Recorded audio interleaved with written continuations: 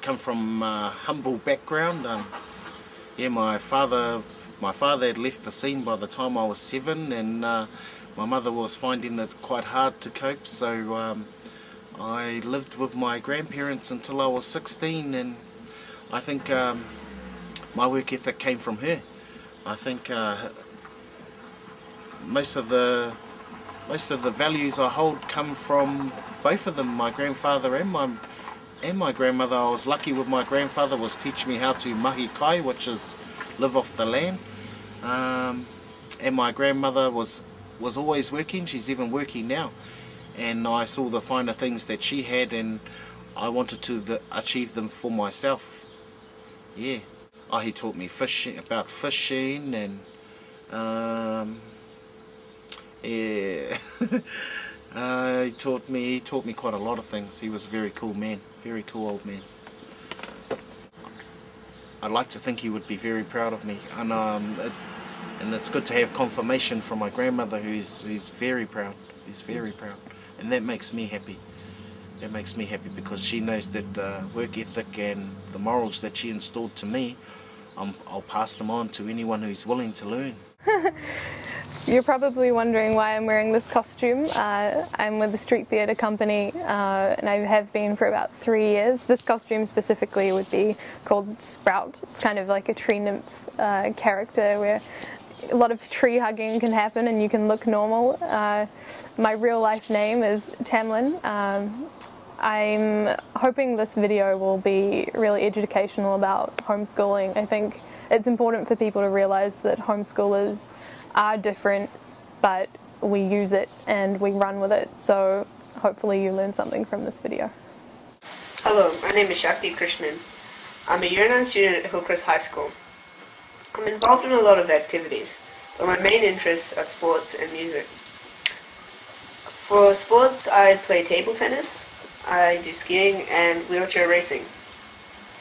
For music, I play the violin, the piano, and the guitar. I got involved in sports when I was very young, as I had to keep up a good physical condition for my disability. I started off with tennis, but after a major surgery I had to resort to playing more softer sports. So that's why I play table tennis now, which I'm heavily involved in, and I've been competing in a lot of tournaments and competitions overseas and in New Zealand, and I've been very pleased with the outcome of them. I also do a lot of skiing, which is also one of my main sports, which I competed in a World Cup recently and came third, which I was very happy with, as I didn't think I'd have any result, but it was really cool. And Malolele, my name's Staverton Conrad Kautoke. Everyone knows me as Tony, and I pretty much grew up in Tonga my whole life. As a teenager, I did all my primary school, high school in Tonga.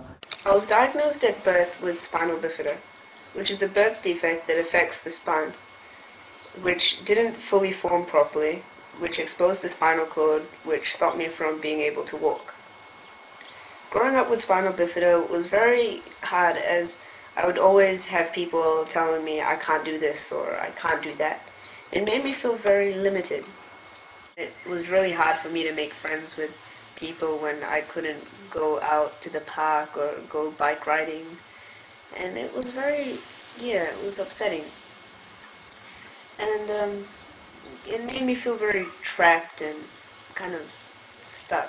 But I also got a lot of pity from people telling me, it was very irritating. It probably hurt me the most for people to give so much pity, as I didn't feel like a person anymore. People treated me in that way where it made me feel so different,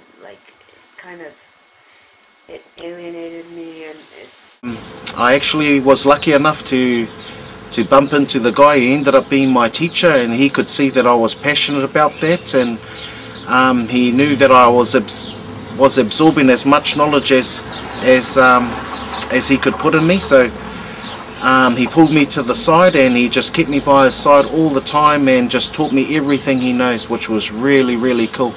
And then after that, we ended up both getting jobs as we were climbers. Well, with the scaffolding comes the climbing and the rigging, so we were doing stage erections for concerts like the AC/DC. And I should probably talk about how I got into Wintec, because there was a different kind of thing to do with that. So when I applied for Wintec, I didn't have any NCEA qualifications or anything, and they were kind of baffled by that, that I was almost 19 and I hadn't had that done, and so they didn't really know what to do with my application. So basically they approved it anyway, but they said that it was just based on my talent because of the photography that I had showed them and all of that. So that was really cool. They said they'd never had anyone get in to that course without the NCEA qualification, so yeah, that was handy. I did health science in Otago University, and thank God for the good friends, the good support there. The Pacific Island Centre was excellent, and some of my really good friends, they were able to support me there and push me to study. And I was amazed at the level of technology, the libraries and everything like that here in New Zealand. Everyone here in New Zealand is very fortunate to have that. I remember back in Tonga studying, like, the electricity was so expensive, and usually I'd probably use a candle to study with. I didn't have a table, I was sitting on the floor. When you're in school, you go to school at a certain time, and you have these things, you know what's going to happen, you know when you're going to have lunch, you know what you're going to do, and you know, I think that part was a bit difficult, but in a way that's the whole point of homeschooling, is that you do what you want and you get to choose your curriculum basically. So and that being said, that's the good part of homeschooling, is that you get to choose what you want to do. I think our philosophy is not so much homeschooling in the way that you wake up at 9 o'clock and you do the usual school stuff only at home. With us, it was more about unschooling, so we basically just learnt what I wanted to learn, and a lot of that was time figuring out what I wanted to learn. So, looking on the social aspect of things, going to school and fitting in was hard at first, but I realized there were always two groups of people. There were the people that accepted me, and there were the people that didn't. And I would always have to look for these people that accepted me for who I was as a person, and not as who I was as a person in a wheelchair. I think that's the key, is finding something you've got a passion for, mate. And you set goals and you achieve them. But if they're in goal form and you can see them clear as, then there's nothing stopping you from going forth and achieving them. And that's pretty much all I've got to say about that. I'm a lineman for Transpower. Yeah, so I build the pylons, and yeah, I'm building the new pylons. It's a brand new project. It's the first set that's been built in the last 50 years. Yeah. Having a Paralympic gold medal for table tennis would be cool, and also a winter gold medal for skiing. It would be really cool to get a double medal combo. And yeah, I see myself in 10 years as someone that has achieved these goals, and I would also like to be a recognized musician, someone that could be out there. I think that would be what my goals are. And meeting all these people has really changed my perspective of success. And my meaning of success would have to be being truly happy with yourself and what you have done with yourself. And being truly happy that what you've done in life is good, like what you've done is good. I don't want to grow up and have all these regrets and things that I wish, oh, I should have done that, or oh, I should have done this. I mean, you should be happy with what you've done. And my advice to anyone who's having a similar problem or issue that I've had before would be to definitely try out anything. Try everything, because you never know what it will turn out like. You might meet new people, you might do new things that you never thought you'd do before. You never know. Things could happen, and things could get better. Okay, so my fellow students, brothers and sisters, my message to you is don't take things for granted. Look at all the things that you have here and don't take it for granted. Work hard, play hard, and you still try to get a goal to achieve.